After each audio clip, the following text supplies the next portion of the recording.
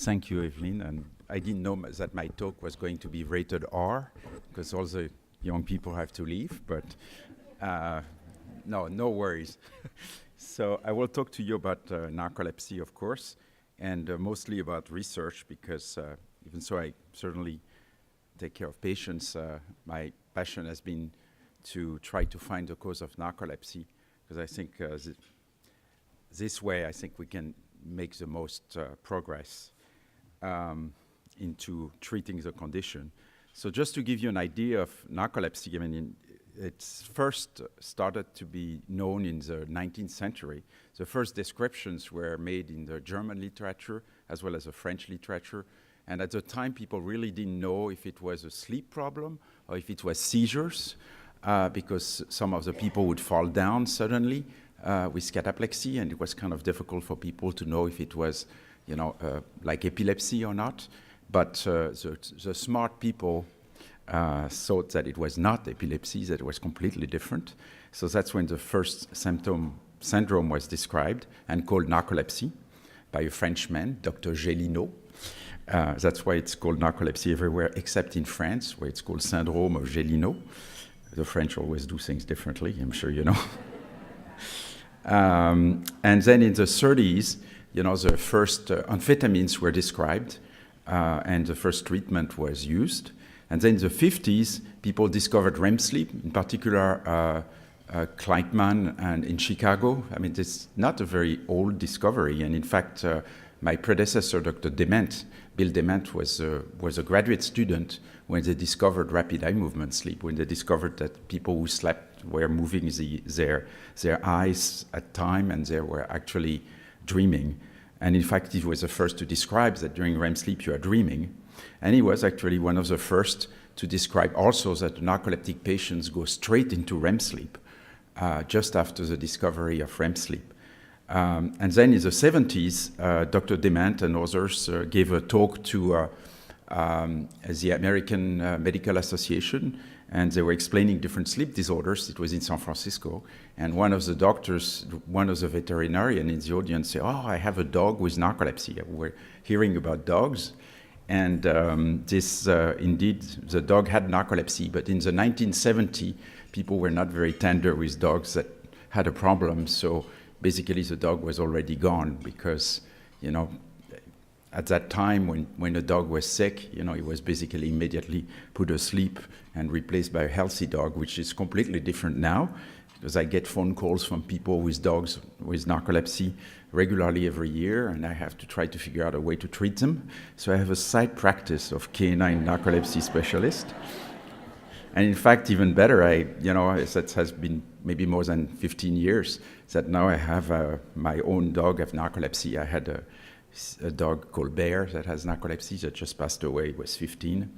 And now I have a Chihuahua. I thought I should have brought him because it's small and I can carry him. But anyway, it's a big advantage.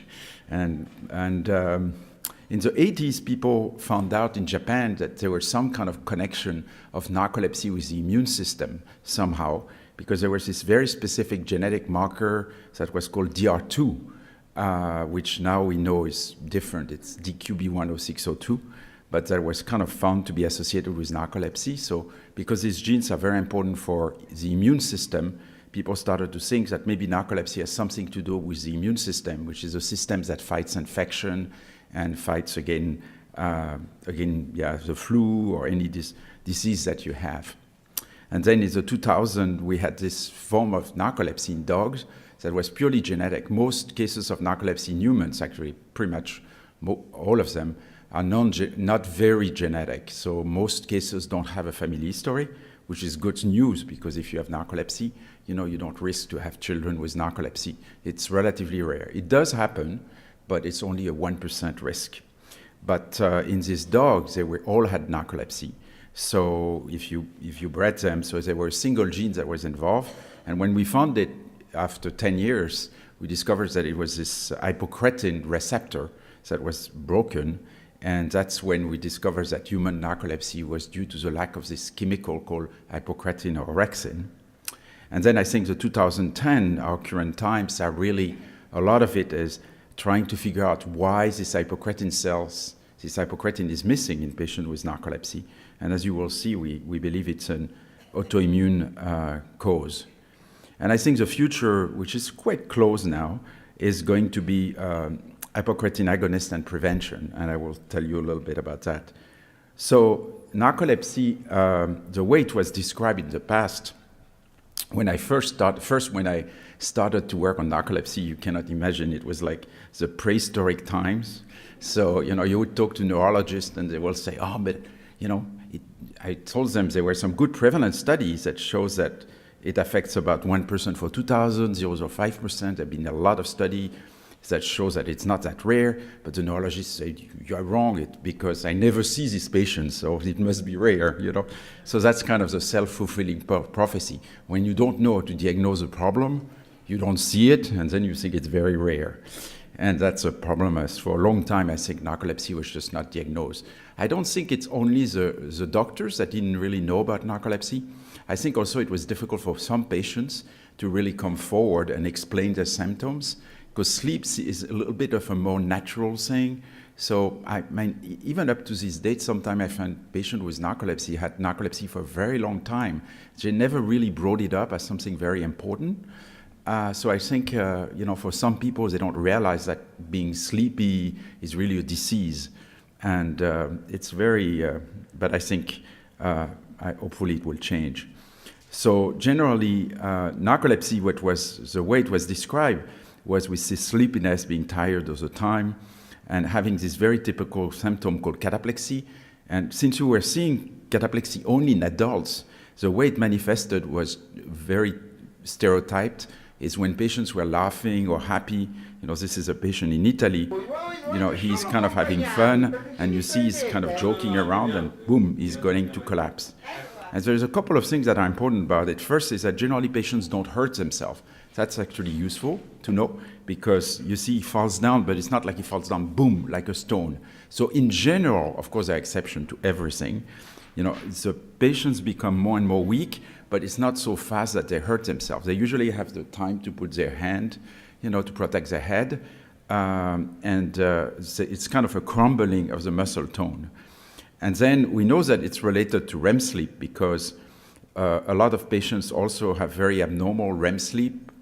So sometimes during REM sleep, normally you are paralyzed, you have these rapid eye movements, and sometimes you dream, and patients with narcolepsy have these mixed states, where they are half awake and half in REM sleep, so they may be paralyzed when they wake up, or they may have these hallucinations, when they fall asleep and they start to dream. So I started to get really interested in this, because I thought that not only it was a frequent disorder, a lot of people were suffering from it, and we didn't know what it was. And also it seemed to be maybe a key to understand something new about sleep.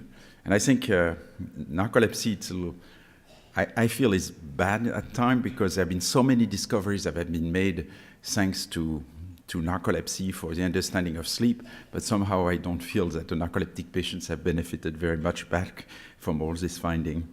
But the first thing that you do when you have a narcoleptic patient is often you would do a sleep study to make sure that the patient doesn't have another problem that explains why they're tired, especially sleep apnea, because it's very common, but sleep deprivation, other thing. And as was reported initially by Dr. Dement, like 70 years ago, about half of the patient will go straight into REM sleep.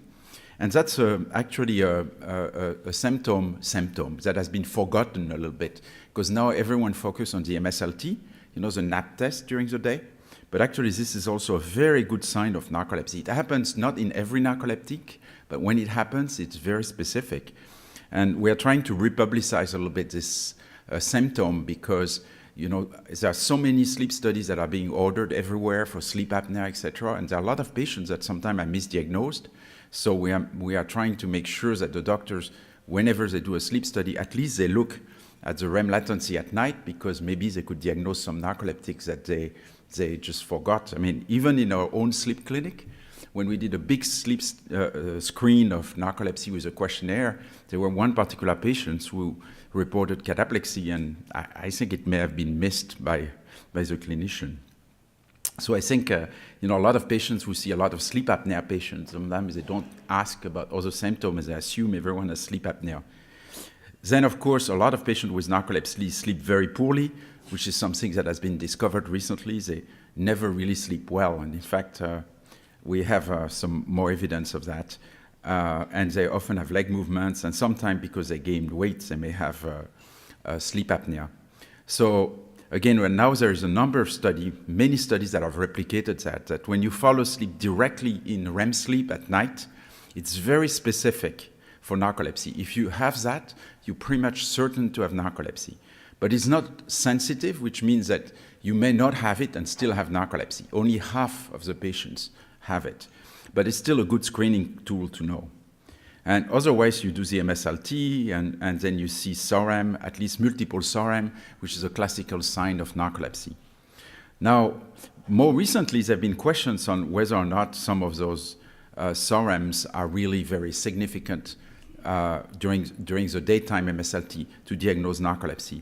And whereas the SOREM at night, when you fall asleep into REM sleep, is really, really specific, but does not occur all the time, having multiple SOREM, maybe during the MSLT, is not always an absolute sign of narcolepsy. There are definitely some false positive. So about 4% of people, probably have a positive MSLT, so fall asleep during these naps in REM sleep, but really don't have necessarily narcolepsy. Doesn't mean they have nothing, but they have, or maybe they can have what's called a type 2 narcolepsy sometimes, or they can be a false positive. And the way it has been demonstrated is recently more and more people have tried to repeat MSLTs in people who are positive. And when you don't have when you have cataplexy, it pretty much repeats all the time. If you have cataplexy, you do an MSLT, you have many SOREM, and then you redo another one, you have many SOREM. If you don't have cataplexy, it's kind of hit and miss. Many of them would not replicate. Sometimes, the next time you repeat an MSLT, the person is sleepy, but doesn't have the SOREM. So it would be more idiopathic hypersomnia. And I think it's fairly clear that at least there is a group of patients of narcolepsy without cataplexy that should not be distinguished that much from idiopathic hypersomnia. But very unfortunately, the insurance company, which of course are not very smart, they just, they tell you that if you have narcolepsy without cataplexy, you can get a medication, but idiopathic hypersomnia is more difficult. So it's completely absurd because it depends if you have a SOREM on your MSLT, which sometimes I think doesn't mean much, and it can be a kind of a very important finding for patients, whereas it should be exactly the same. I mean, it's not because you don't have a SOREM that you don't have a problem. And I think we have to rehabilitate the people who have this kind of idiopathic hypersomnia, because some people have a very short sleep latency, fall asleep immediately without going into REM sleep, and they're still very, very, very impaired. But I think it's clear that the MSLT is not perfect and that there's a gradient between this idiopathic hypersomnia and narcolepsy without cataplexy.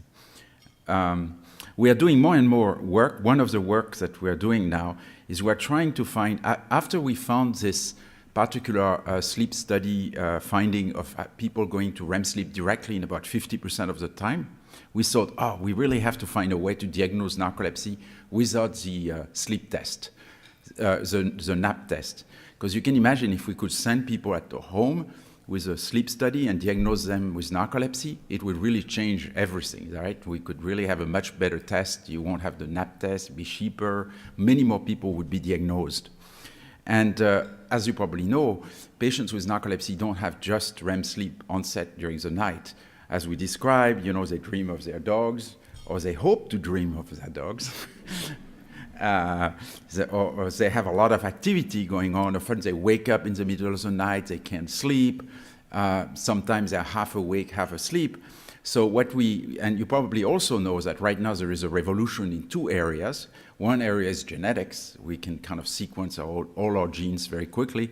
The second is in computer science. And I'm sure you learned a lot about things like machine learning and artificial intelligence, and maybe later it will be a robot, the Minu robot that will come, and it would be very convenient to be at several places at the same time, but probably won't be the same thing. But maybe it would be smarter. But really, definitely, there's a lot of progress. And I mean, of course, we are in Silicon Valley, so we're very much aware of this area, and I'm not going to go in detail, but there's machine learning, and there's what's called deep learning, where actually the machine is kind of a network, and it can really learn by itself pretty much, and some of it is unsupervised, so it can more and more recognize patterns. So we're trying to use this kind of technique on sleep to try to see if we can detect things that are very specific of narcolepsy, and various degree of machine learning. Because if you do it too deep, then the problem is the machine may say, oh, you have narcolepsy, but you don't really understand why. So it's kind of a problem because the clinicians, they don't like to believe in machine. They at least want to know why you diagnose someone with narcolepsy. And for example, we try to plot, find different components in sleep, in the waves, etc. That allows to plot the different sleep stages, and they group itself. And then for narcoleptics, what we see is the sleep stages are much more mixed together because REM and wake and stage 1, people go inside and out of the same sleep. It's kind of mixed up because sometimes they dream awake, sometimes they are paralyzed when they are awake. So you see that through these clusters of different sleep stages because the sleep stages get less separated by these statistics. And also we found that a lot of patients with narcolepsy, they often wake up in the middle of the night for at least 2.5 minutes, which is quite unusual. Normal people don't wake up for that long and then go back straight into REM sleep. So now we think by combining all these new things that we find in the sleep night PSG, we hope to be able to find a test where you could just look through the night study and then say, oh, this person goes directly into REM or has all these REM sleep events during the night. They wake up and they go back to REM, or they're awake for a certain period of time, or their sleep states looks that they are mixed up. There's and that at the end we will have a way to diagnose narcolepsy with a single night of sleep. So that's one of the things that we're trying to do in our recent research, and it's going quite well. And so we know that narcolepsy, the cause of narcolepsy, of course, is the lack of this hypocretin for the cases with cataplexy, and I will talk a little bit more after about the cases without cataplexy. And for those that have cataplexy, they pretty much all have this lack of hypocretin as the cause. And we know pretty much that the prevalence is about 1 for 4,000. And we know that there is this very, very strong association with this particular HLA types, which I told you about, that indicate that it's immune-related. In fact, it's so tight for people who have a lack of hypocretin that it's 98%. So it's super rare that we find someone that doesn't have it. So this typing, I'm sure many of you have had it done, is often done to exclude people who have narcolepsy, to exclude the possibility of hypocretin deficiency. And sometime even we do a lumbar puncture, which I will talk about it. So I mentioned that in most of these cases, it's not genetic. There is definitely a little bit more increased risk of having a child with narcolepsy when you have narcolepsy. The risk is about 1%, but it's still nothing to panic about. But it's much higher than the general population. So of course, some of you may have several people with narcolepsy in their family because it happens more often than in people who don't have narcolepsy. And we know for sure that narcolepsy, as I will explain, is really not just genes. It's a series of things that happen to you. I often say to patients who develop narcolepsy that they were just unlucky. And I'm so sorry to say that, but sometimes there's no other way to express it, that they had the wrong genetic, but that most people with that genetic would never develop narcolepsy. And then they had a series of things that had to really fit exactly at the right time. Like, when you shoot, like Ulysses, shooting an arrow inside the, all the little rings, to reconquer his wife. You have to really fit exactly all the holes, otherwise you don't develop narcolepsy. So that's really bad luck, and then you get it. One of the big efforts that we made in diagnosing narcolepsy, it helps a lot. And since I haven't been talking for a long time, I thought that some of you may never have seen some of this video, but it's quite amazing that we discovered that there were dogs with narcolepsy. And this was discovered by Dr. Dement And these dogs with narcolepsy, there are actually two forms. There is one, when they get excited, boom, they collapse. So when I walk my dog around, and you see they have cataplexy, when I walk my dog around, sometimes he just, does that. And actually, I will show you, this was my dog Bear is the next one. So when the dogs get excited, they collapse. And this was a very classic picture, and that's how we started to do this genetic study and looked at the genes that could cause narcolepsy in this genetic form of narcolepsy. In dogs, there are two forms. There is one form that, like humans, so it's not very genetic. It happened at any age. The dog can be 1 year of age or 2 years of age, which, of course, in dog years, it's more like 7, etc. And then suddenly they develop it. And those have no hypocretin. But then there was another case of narcolepsy where it's purely genetic. So if you breed all the dogs with narcolepsy, they all develop narcolepsy. And that's the one we kind of look the gene for. This is a litter. So you see when they play together, boom, they collapse.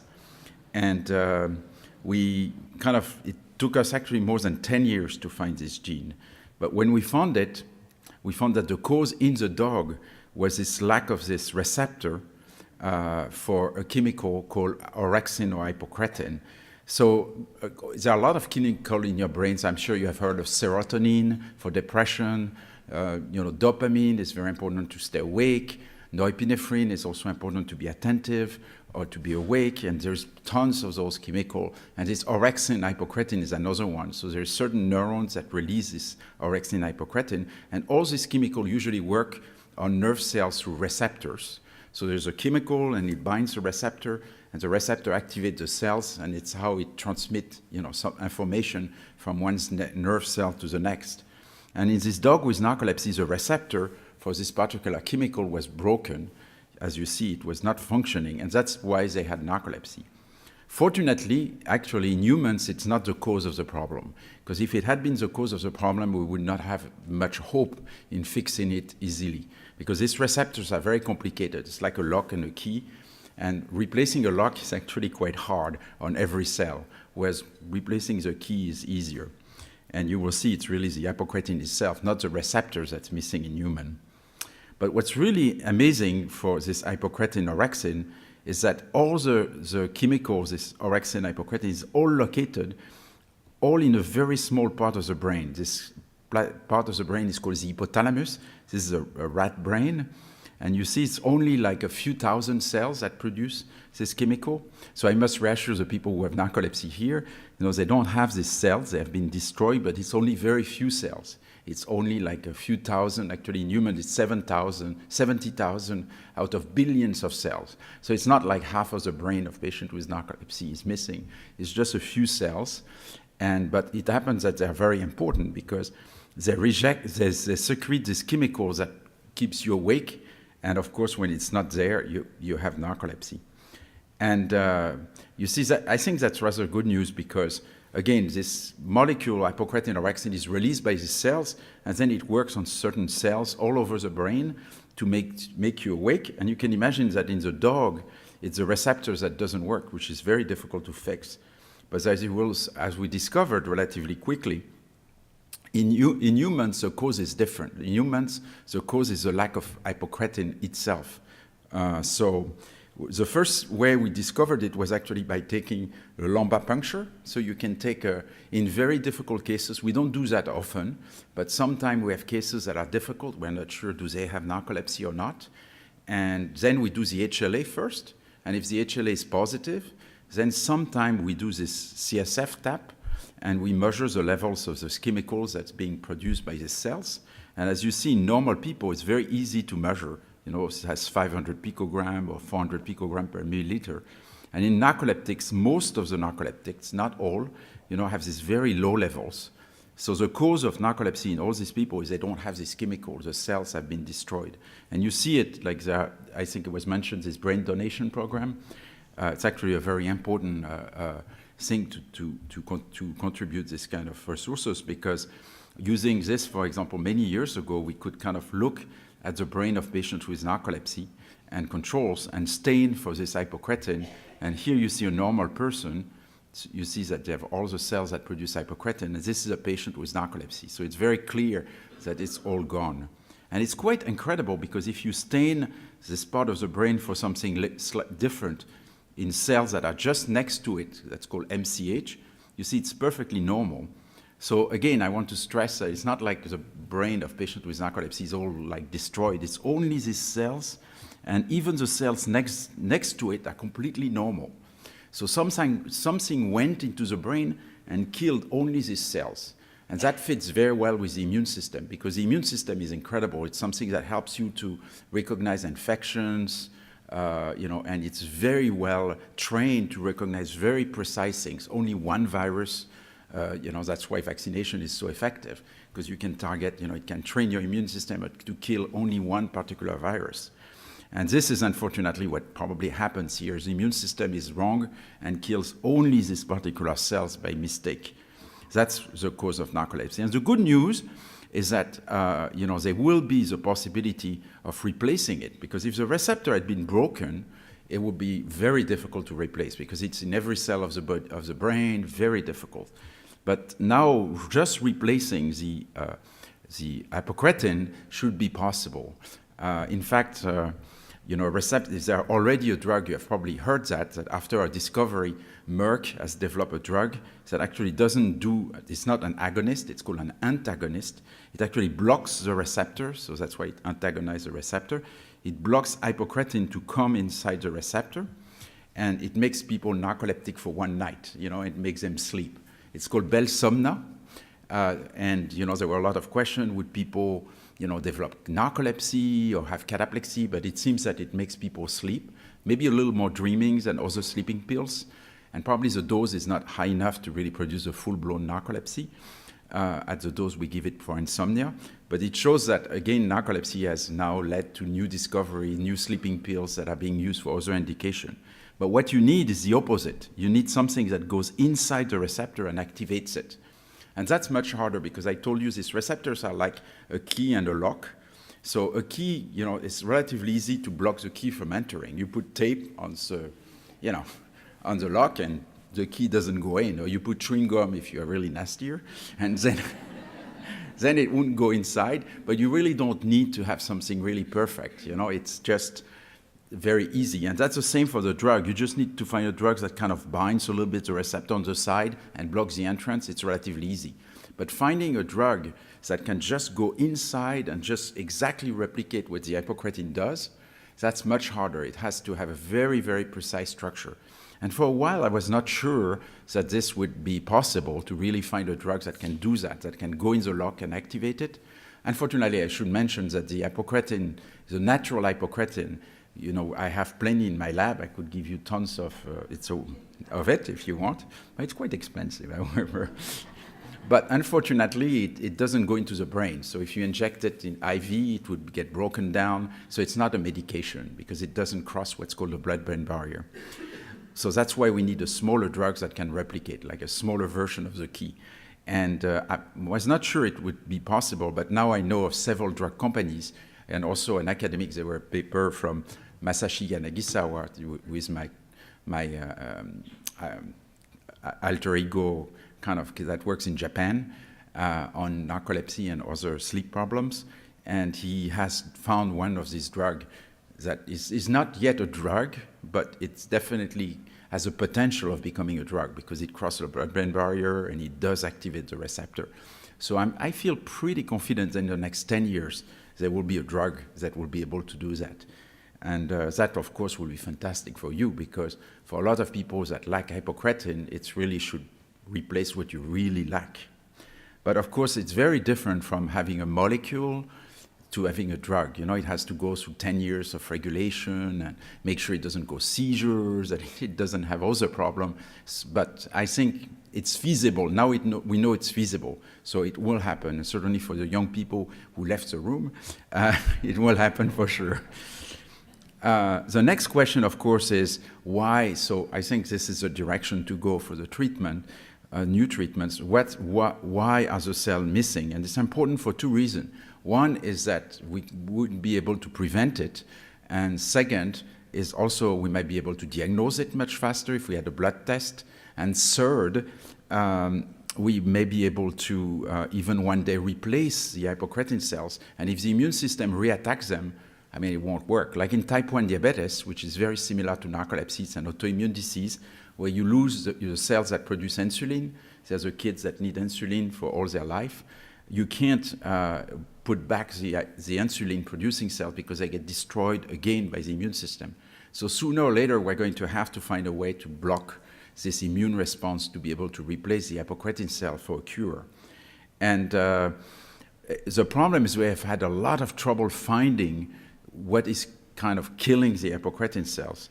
So that's why we did a lot of genetics, trying to figure out, and that's why I've been known as the international vampire, because I get, to take a lot of blood from people and then I analyze their genes. And the reason is that now there's some new techniques where you can scan the entire genome and it gives you ideas of what kind of genetic factors make you more at risk of narcolepsy and less at risk for narcolepsy.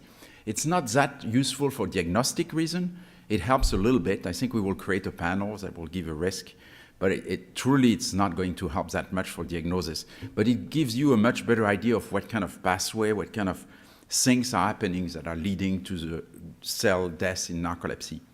And indeed, when we did that, to make a long story short, we kind of found a series of genes that are associated with narcolepsy. All these little peaks here, they indicate like region of the genome where you have a very big difference between narcolepsy and control. And of course, HLA is a huge peak. And all those indicate that the problem in narcolepsy that leads to the killing of the cell is clearly something that has to do with this group of immune cells that are called T cells, because we are finding that there is a very strong association with the T cell receptor and other genes that kind of modulate this interaction between HLA, which is this DQB10602 marker, and then this T cell receptor.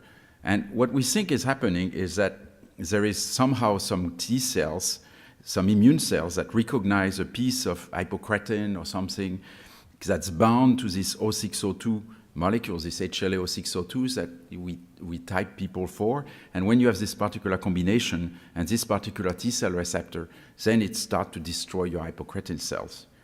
So for us, the key is really right now is to find this T cell that has this particular T cell receptor that really kills the narcoleptic, the hypocretin cells. And to make it a little bit more complicated for some people who are really nerdy like me, there's actually different types of T cells. There is the CD4 T cells and the CD8 T cells. And these are two different types of T cells. And the CD4 are like the generals of the immune system. They are the ones that kind of recognize certain piece of hypocretin or virus or bacteria and then direct the other cells to produce antibodies in the blood. Sometimes you can measure them in the blood to see if you had a recent infection or to see if you are well protected after vaccination. And also they work with other group of cells that are called the CD8 cells, which are like the foot soldiers that actually kill directly the cells that have been infected by something. What we feel is very likely is that both these cells are involved in narcolepsy. Those are the keys. There's probably a bad general up there that we need to find that says to the CD8, gives the wrong order to say to the CD8 to kill the hypocretin cells. So we are really looking for this two type of cell, and I will show you how we do that now. But there have been a number of new findings that have made, I think, the story of narcolepsy even more interesting.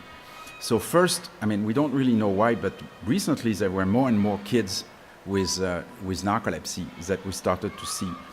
And it was difficult to know initially, is it because it's just new, because there is increased recognition, or is it because something else happened? Because, for example, this case is very typical. It's a young Italian boy, and as you see, it doesn't manifest the same way. I think some of you were young kids with narcolepsy. I'm sure you have seen that. Instead of like collapsing like the adult I showed you, it's more like sometimes they have the tongue that goes up and the jaw that falls off.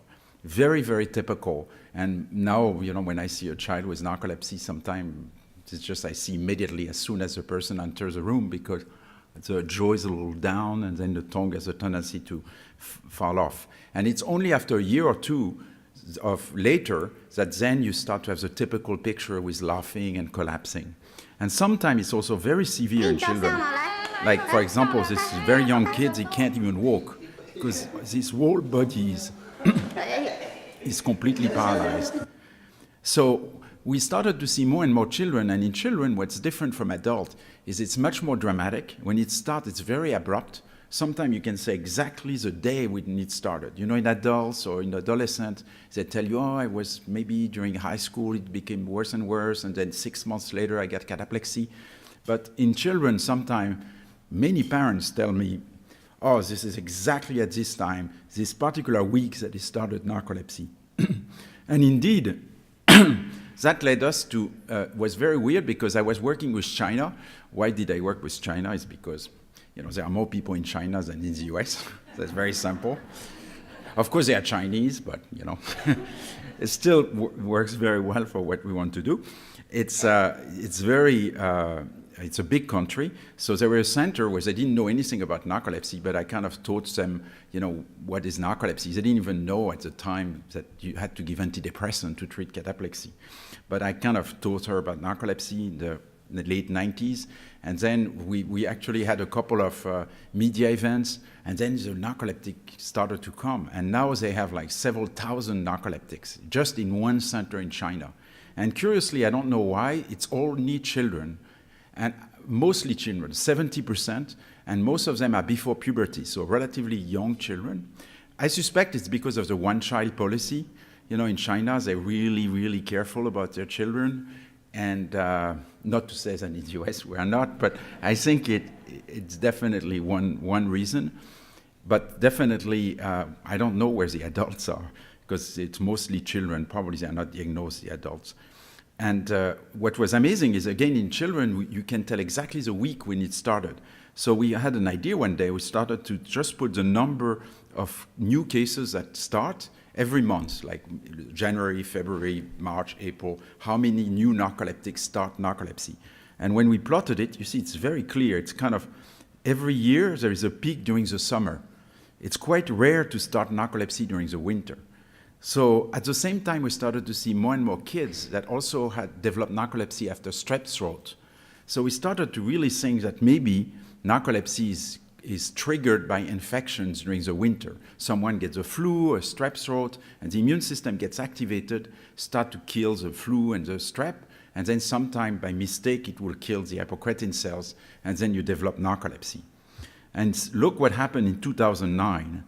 2009, 2010 was a very strange year, and there were big peak of narcolepsy in China. We didn't really understand. I mean, I went there and they were like, I'm not teasing, but we had, tens and tens of narcoleptics in the waiting room, all with cataplexy, all very young children. It was heartbreaking. By the way, this is the most heartbreaking stuff of my life. Is in China, they don't have Xyrem, they have absolutely nothing. So these poor kids, it's just awful. They gain weight. We don't have much to give them. It's really something that just, it truly, really breaks my heart, actually, because it's not fair. Anyway, we have this particular, and what happened in 2009 is that, the flu changed. Every year, the flu changed a little bit, and that's why you get vaccinated, and it's more or less the same vaccine. They change it a little bit because the flu drifted, it has a few mutations, but it's really the same flu as the year before. But every 10 or 20 years, something else happens that is very dramatic, where there is a new type of flu that can emerge completely from nowhere, usually from swine or ducks, from birds or pigs. And the way it works is that the flu will never get rid of it. That's why so many people are afraid of the flu. I'm sure you read a lot of horror stories or movies about the flu killing everyone. But there is good reason. One is in 1918, there was this new flu that came about that killed more people than World War I and World War II combined. I mean, that was horrible. In fact, we are all too young, but the generation before, pretty much everyone knew someone that had really a parent or grandparents that died from the flu. And it was really awful because it would kill young people and very, very quickly. And the reason is that sometimes the flu the flu gets specialized in different species. So you have flu for birds, you even have flus for dogs. You have flu for dogs, you have flu for cats, you have flu for ducks, pigs. The big reservoir are the dogs, the birds, and the pigs. And especially in China, there's a duck and the pigs that kind of, all together, and then sometimes they transmit, the flu to each other. And then these pieces of chromosome gets reshuffled, so there is mixed new flus that happen where there is a piece of the chromosomes that come from a bird and another from the swine. And very rarely a human can get infected by a swine flu and at the same time gets a human flu, and this can recombine, and every 10 years or 20 years, then that flu would be able to go to another species, to the next human. And then you have a totally new flu that we are not protected against, that goes through the entire world and then can be very scary. It happened in 1957 in Hong Kong. And then in 2009, people got really panicked because in 2009 in May, there was this new flu that started in Mexico. And people were really scared because at the time they reported a lot of fatalities. A lot of people who had the flu died, young people. So they thought it's going to be like 1918, we have to do something.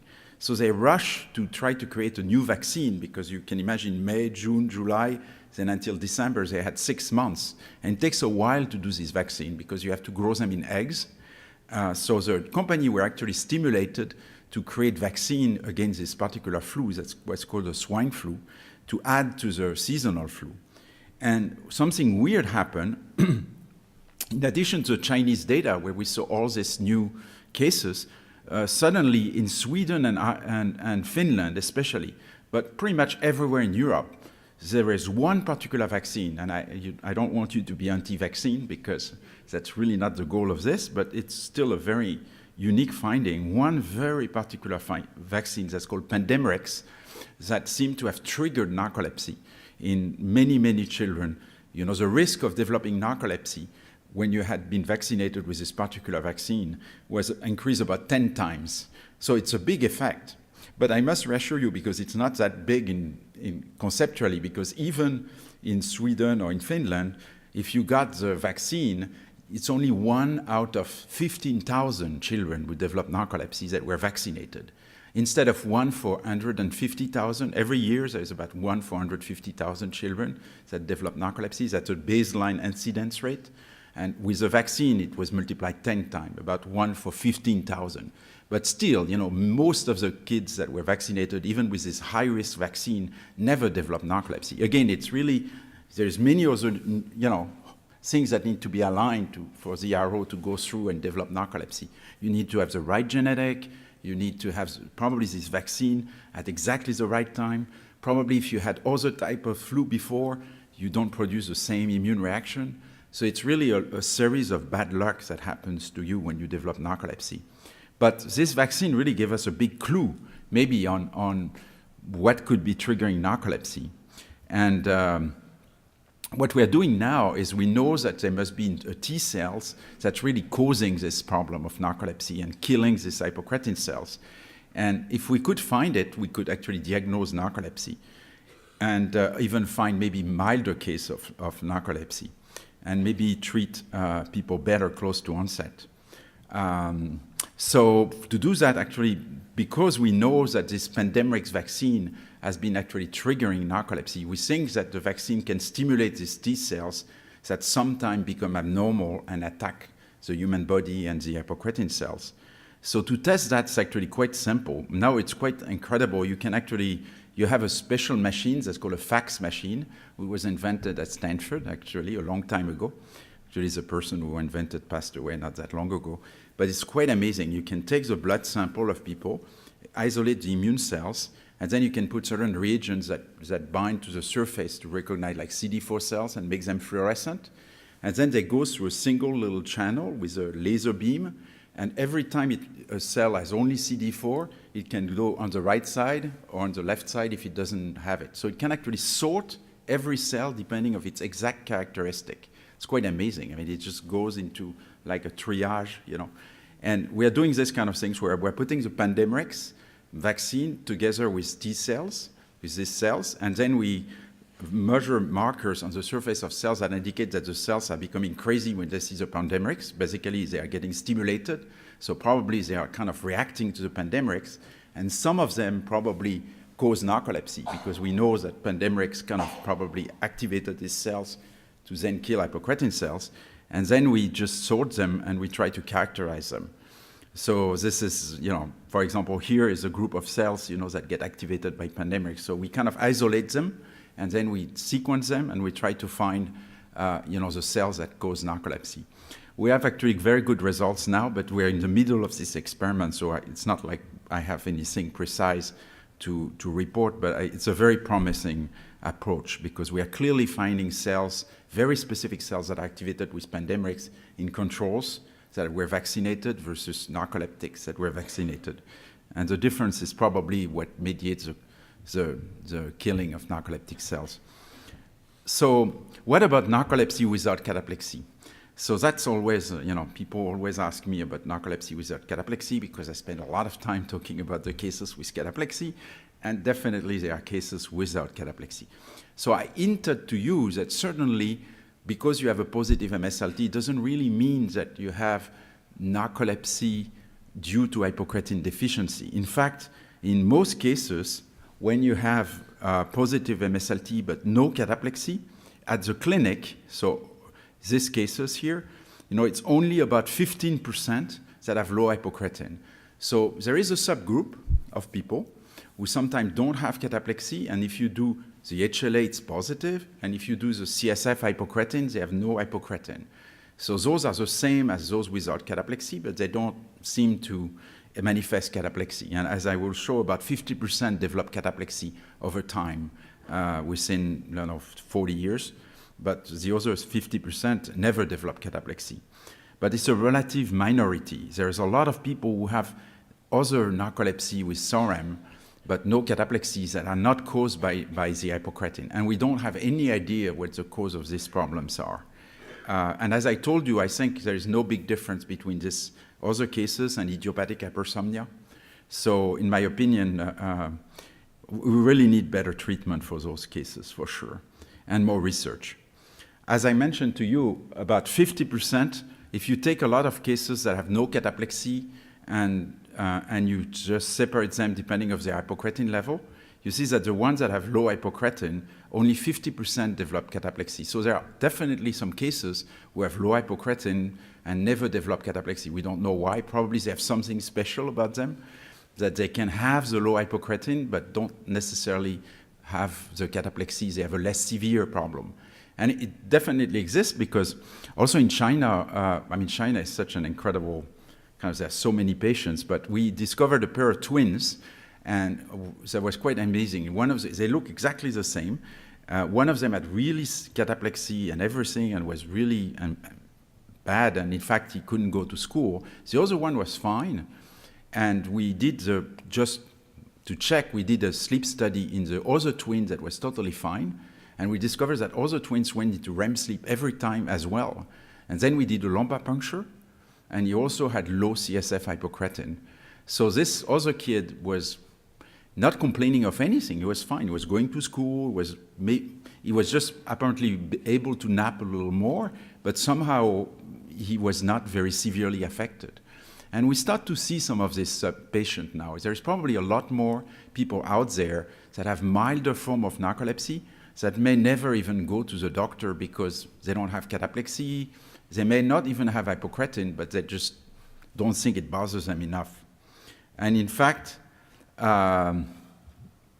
we have evidence that it does exist because, for example, I work a lot with this Wisconsin sleep cohort, where it's about 1,000 patients, controls, normal people like drawn from the population.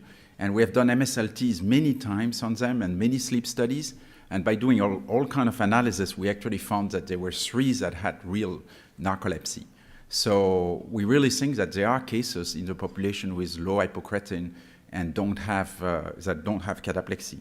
And we have another proof for that, is in the Chinese study, we actually found a lot of relatives some relatives from patients with narcolepsy, cataplexy, that were HLA positive and went directly into REM sleep and were sleepy but didn't have cataplexy, that definitely had low CSF hypocretin. So there is definitely out there a lot of patients who have very mild form of narcolepsy and sometimes low hypocretin, but we just don't diagnose them. So narcolepsy without cataplexy is really a challenge for me, because we know that in clinics, when you go to sleep clinics, it's only a minority that have an hypocretin as their cause, the lack of hypocretin. And sometimes it's useful because if you know the cause, it's easier to use medication more aggressively, whereas when you don't know, you have to exclude sleep apnea and all the other confounders, which is very frustrating for patients, because sometimes you let them go through a lot of trouble before saying, yes, we have no explanation, this is narcolepsy. But in general, it's a minority of people. But if you look at the population in general, I think there are many more people that have this narcolepsy due to low hypocretin, but I don't think a lot of them may be very mild and they just nap a little more and it doesn't bother them and they don't even go to the doctor. And then practically, narcolepsy without cataplexy, you really have to be a bit cautious. I think it's a diagnostic of exclusion, which, as I said, is very frustrating. And because we don't know much about narcolepsy without cataplexy, I think you have to be a little more cautious about the treatment. You can definitely use Xarelto, you can use stimulants, there's no problem, but you have to make sure that you cross your T's to make sure that there is not another problem that you have missed, because otherwise you can get in trouble. So what is the treatment that's coming? I have only a few more slides about. So you probably know the classic treatment. You use the stimulants and the antidepressant and the Xarelto, but it's very important also not to forget napping.